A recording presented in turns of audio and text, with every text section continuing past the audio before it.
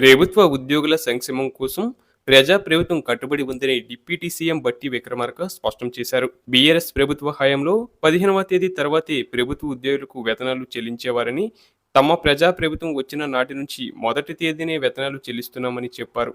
BRS నేత హరీష్ రావు తదితరులు అసెంబ్లీలో అడిగిన ప్రశ్నలకు బట్టి విక్రమార్క సమాధానమిచ్చారు.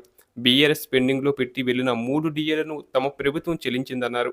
రిటైర్డ్ ఉద్యోగుల బకాయిలు భారం తప్పించుకునేందుకే గత ప్రభుత్వం ఉద్యోగుల పదవి విరమణ వయస్సును 58 నుంచి 61 ఏళ్లకు పెంచిందని, 4వ తరగతి ఉద్యోగుల పదవి విరమణ వయస్సును 60 నుంచి 65 సంవత్సరాలకు పెంచిందని, దాంతో 17,000 మంది ఉద్యోగుల పదవి విరమణ ప్రయోజనాల భారం ప్రజా ప్రభుత్వంపై పడిందని చెప్పారు. ఉద్యోగుల మెడికల్ బిల్లులను మొత్తం క్లియర్ చేశామని చెప్పారు. ఈ విషయంపై సభలో శ్వేతపత్రం విడుదల చేశామని గుర్తు చేశారు. గత ప్రభుత్వం 40,150 కోట్లు బకాయిలు పెట్టిందని, ఆ బకాయిల్లో ఉద్యోగులకు సంబంధించిన బిల్లులు మొత్తం 4,575 కోట్లు ఉన్నాయని, తమ ప్రభుత్వం వచ్చాక ఉద్యోగుల పెండింగ్ బిల్లుల క్లియరెన్స్ చేసేందుకు ప్రతి నెల 700 కోట్లు క్రమం తప్పకుండా చెల్లిస్తున్నామని వివరించారు. రాబోయే రోజుల్లో ఆ బకాయిలు త్వరగా క్లియర్ చేసేందుకు 700 కోట్లను 1000 కోట్లకు పెంచాలని విధానపరమైన నిర్ణయం తీసుకునే ఆలోచన చేస్తున్నామని, ముఖ్యమంత్రి రేవంత్ రెడ్డితో పాటు యావత్తు కేబినెట్ సభ్యులకు మానవీయ కోణం ఉన్నందునే ఉద్యోగులకు నగదు రహిత వైద్య చికిత్స కార్డులను అందుబాటులోకి తీసుకురాబోతున్నామని ఉప ముఖ్యమంత్రి బట్టి చెప్పారు.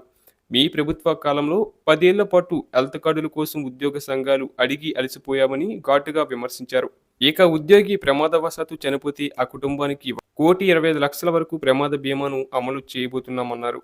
తమ ప్రభుత్వం వచ్చాక ప్రభుత్వ ఉద్యోగులకు సంబంధించి దాదాపు 6,146 కోట్ల బకాయిలను క్లియర్ చేశామని, పీఆర్సీ నివేదిక రాగానే పరిశీలించి కొత్త పీఆర్సీ అమలుపై నిర్ణయం తీసుకుంటామని హామీ ఇచ్చారు. ప్రభుత్వ ఉద్యోగులకు ప్రస్తుతం 4 డిఏలు పెండింగ్లో ఉన్నాయని, వాటిపై విధానపరమైన చర్యలు తీసుకుంటామని తెలిపారు. బీఆర్ఎస్ ప్రభుత్వంలో ఉద్యోగులపై ఆంక్షలు ఉండేవి. తమ ప్రభుత్వం ఉద్యోగ సంఘాలతో నిత్యం సంప్రదింపులు చేస్తూ వారి సమస్యలను పరిష్కరిస్తున్నామని చెప్పారు.